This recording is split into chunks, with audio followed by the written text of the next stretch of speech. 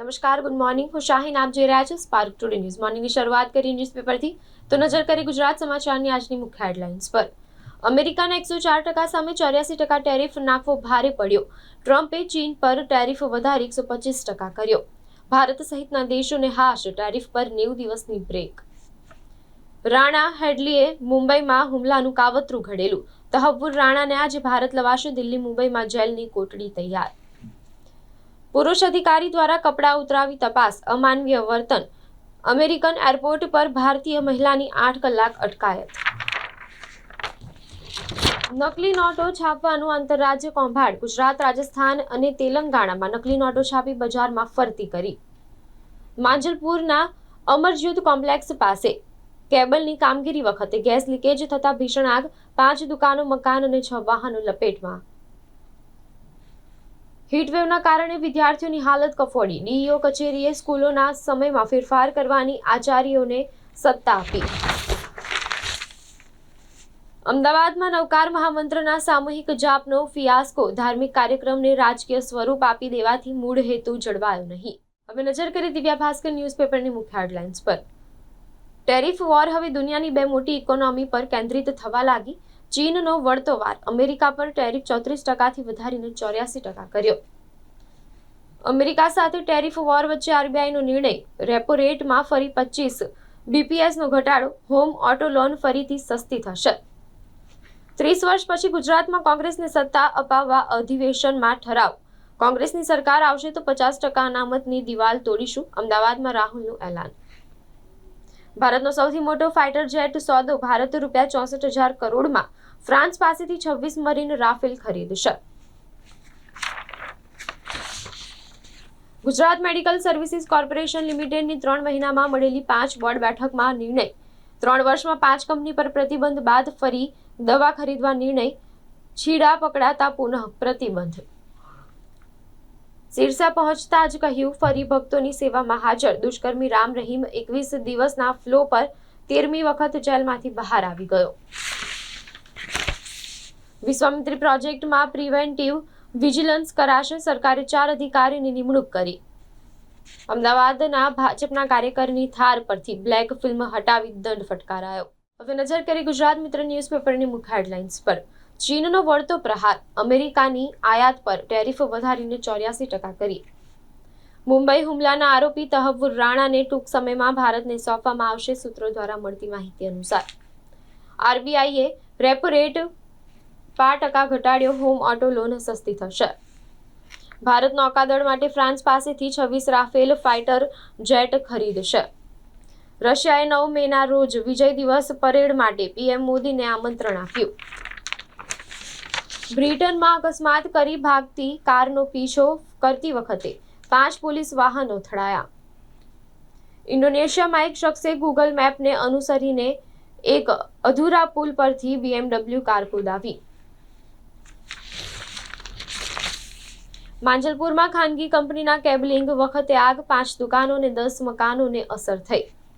વડોદરાના municipal commissioner Dilip રાણાની sideline બદલી. વડોદરામાં ભડિયાને 5 વર્ષ પછી પણ ભાયલીમાં પ્રાથમિક સુવિધાઓનો અભાવ. ગોત્રી GMERS હોસ્પિટલમાં વ્હીલચેરનો કચરાની ટ્રોલી તરીકે કરાતો ઉપયોગ. હવે નજર કરી લોકસત્તા જનસત્તા ન્યૂઝપેપરની મુખ્ય હેડલાઇન્સ પર. ટેરિફ વોર સામે રેપો રેટનું શસ્ત્ર. આરબીઆઈએ 0.25% ઘટાડ્યો. રાહુલ ખડગેના મોદીના ગઢમાં જ પીએમ મોદી પર આકરા પ્રહારો. સુરતના કારખાનામાં દૂષિત પાણી પીવાથી 118 રત્ન કલાકારોની તબિયત લથડી. સાઉદી ક્રૂડ ઓઇલના ભાવ એક ઝાટકે ઘટાડો કરતા મંદીના એંધાણ. પેકેજ્ડ ફૂડ પર ચેતવણી લેબલ લગાવવા સુપ્રીમનો કેન્દ્ર નિર્દેશ. નિર્ણય આવ્યા પછી તમને ખબર પડશે કે મેગી શું છે કે કુરકુરે, સુપ્રીમ કોર્ટે કહ્યું. પૂર્વ રણજી ક્રિકેટરોને પેન્શન આપવાની યોજનામાં BCAના પગારદારો પર લાભ લેવા માટે આગળ આવતા વિવાદ. વડોદરા પાસે 70 મીટરનો સ્ટીલનો પુલ લોન્ચ.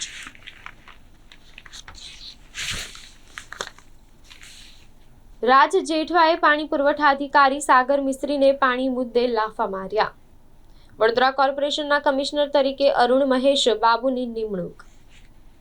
નાયબ મામલતદાર અને પટાવાળો અરજદાર પાસેથી 1 લાખની લાંચ લેતા ઝડપાયા. અમેરિકાએ ભારત સહિત 75 દેશોને ટેરિફથી 90 દિવસની રાહત આપી. રેપો રેટ 0.25% ઘટ્યો. હોમ ઓટો લોન સસ્તી થશે. ભારતીય બેંકોની જીત. માલ્યાને ઝટકો. બ્રિટિશ કોર્ટે લીકર કિંગને નાદાર જાહેર કર્યો. ટેરિફ બાદ ટ્રમ્પનું અપમાનજનક નિવેદન. ઘણા દેશ મને કોલ કરી ચાપલૂસી કરે છે. શેર માર્કેટમાં રોકાણના બહાને આયોજનપૂર્વકની ઠગાઈ. અકોટાના વૃદ્ધ પાસેથી ₹2.93 કરોડ પડાવનાર ટોળકીના સાગરીતની ધરપકડ. હાલોલના વિટોજ ગામે આઈપીએલનો સટ્ટો રમાડતા 4 પકડાયા.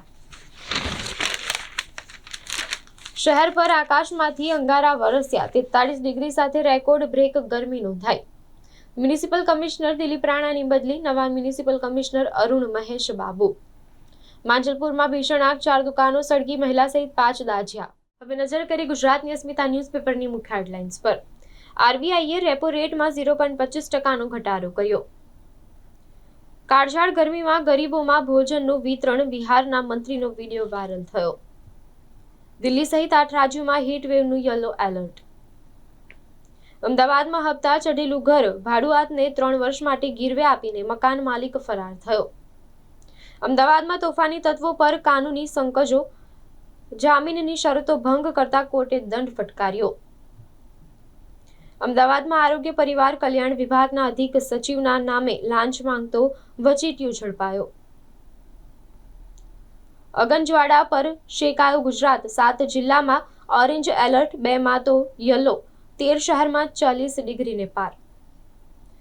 સાંતલપુર નજીક 700થી વધુ અગરિયાઓના પરિવારો તંત્રની બેદરકારીના કારણે ત્રાહિમામ. અમીરગઢમાં સરકારી વિનયન કોલેજમાં પોષણ પખવાડિયાની ઉજવણીનો આરંભ થયો. તો આ હતી અત્યાર સુધીના ન્યૂઝપેપરની મુખ્ય હેડલાઇન્સ. વધુ અપડેટ્સ માટે જોતા રહો સ્પાર્ક ટુડે ન્યૂઝ.